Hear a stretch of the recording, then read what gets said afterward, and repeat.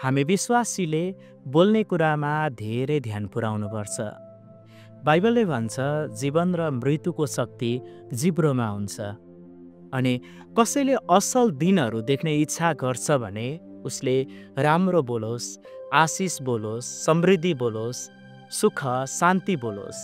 तर जसले नराम्रो बोल्छ, जसको बोलीहरू तुच्छ छ, उसले चाहिँ खराबीलाई भोग्नुपर्छ भनेर बाइबलले भन्छ। त्यसकारण मेरा प्रियहरू, आज क्रिस्चियन जीवन जिउँदै गर्दा तपाईँ र म, हामी विश्वासीले धेरै होसियारीपूर्वक बोल्नुपर्छ, बोल्ने कुरामा ध्यान पुर्याउनुपर्छ। वचनले भन्छ तिमीहरूले समय सुहाउँदो र सुधार गर्ने मिठो वचन मात्र बोल्ने गर। कतिपल्ट हाम्रो स्वभावहरू हुन्छ, हामी धेरै बोल्छौँ, छिट्टो बोल्छौँ, नराम्रो बोल्छौँ, अपशब्दहरू बोल्छौँ। याकुबले नै भन्नुहुन्छ सुन्नमा छिट्टो हुनुपर्छ अनि बोल्नमा ढिलो हुनुपर्छ विश्वासीहरू चाहिँ।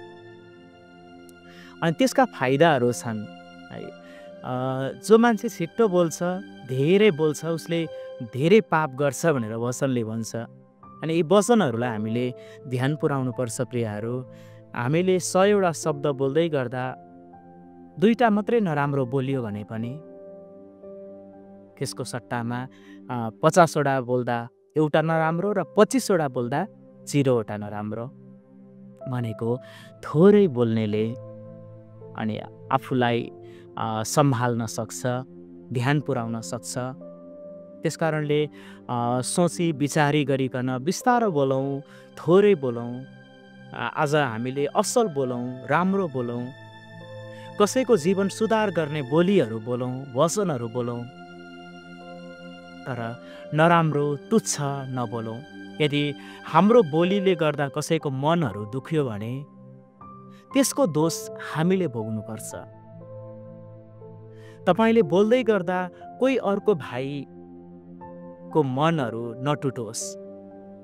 कतिपल्ट हाम्रो बोलीको कारणले गर्दा कति मानिसहरू ख्रिस्टबाट पछाडि हटेको यथार्थहरू पनि छ, विशेष गरी मण्डलीहरूमा। उसले मलाई यति नराम्रो बोल्यो, यति तुच्छ बोल्यो, मेरो हृदय दुखेको छ र म मण्डली जाँदिनँ। कति मानिसहरू हामी यस्तो पाउँछौँ नि। ऊ जानुपर्छ कि जानु पर्दैन, उसले चाहिँ त दुखाउनु हुन्छ कि दुखाउनु हुँदैन भन्ने कुरामा सेकेन्ड स्टेप हो, पछि आउँला हामी। तर सबैभन्दा पहिला चाहिँ हामीले बोल्नुहुन्छ कि बोल्नु हुँदैन है। त्यसकारणले आज हामीले कसैको पनि मनहरू दुखाउनु हुँदैन हाम्रो बोलीको कारणले गर्दा। हामी तथानाम बोल्छौँ, हामीले बोल्ने कुराहरू पनि बोल्छौँ, नराम्रो कुराहरू पनि बोल्छौँ, बोल्नै नहुने कुराहरू पनि बोल्छौँ भने हामीले हाम्रो जीवनमा आशिषहरू गुमाइरहेका हुन्छौँ, समृद्धिहरू गुमाइरहेका हुन्छौँ। हाम्रो जीवनमा आशिष होइन तर हानि मात्रै हुन्छ। के अर्थ र होइन हामीले कति समय घन्टौँ घन्टौँ रुएर प्रार्थना गरेको।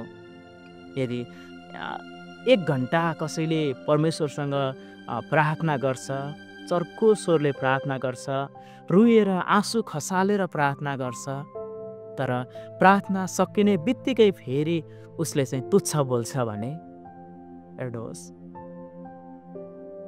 उसले रुएर विलाप गरेर परमेश्वरमा गरेको प्रार्थनाले परमेश्वरले आशिषहरू दिन खोज्दै हुनुहुन्थ्यो होला। उहाँको मनहरू पग्लिँदै थियो होला, त्यो मानिसतिर फर्किँदै थियो होला। तर फेरि प्रार्थना सकिन्छ अनि उसले फेरि त्यस्तै तुच्छ बोलीहरू निकाल्छ।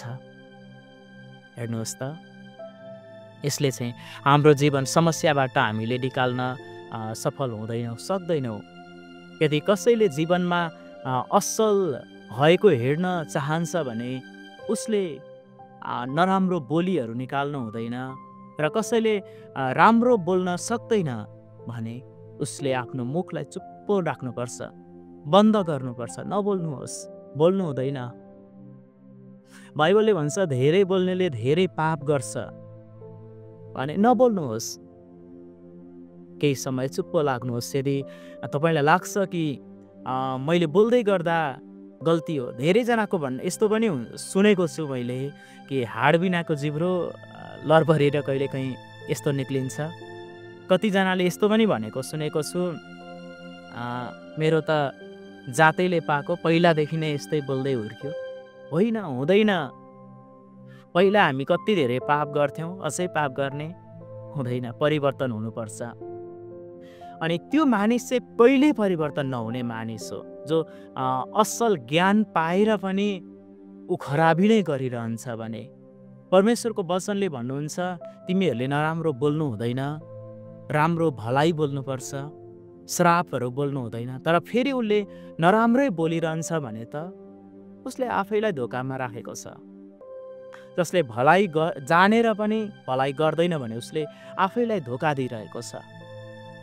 त्यसकारणले मेरा प्रियहरू, म हजुरहरूलाई विनम्रतापूर्वक आग्रह गर्छु, तपाईँले ख्रिस्टमा बिताएको धेरै समयहरू तपाईँको बोलीको कारण बेअर्थी नबनिदियोस्। तपाईँले गरेको असल कामहरू तपाईँको बोलीको कारण अर्थहीन नबनिदियोस्। तपाईँले दुःख उठाउनु भएको होला ख्रिस्टको खातिर, परमेश्वरको राज्यलाई विस्तार गर्न धेरै ठुलो भूमिका खेल्नु भएको होला, सेवामा धेरै खटिनु भएको होला, तर तपाईँको बोलीको कारणले ती कुराहरू अर्थहीन र बेअर्थी नबनिदियोस्। तर तपाईँको जीवनमा आशिष ल्याउने बनोस्। हाम्रो जीवनबाट, हाम्रो हृदयबाट अनि मुख र जिब्रोहरूबाट चाहिँ असल कुराहरू नै निक्लिएको सुहाउँछ। अनि वचनले हामीलाई यो पनि भन्छ कि हृदयमा जे छ त्यही कुराहरू बाहिर आउँछ।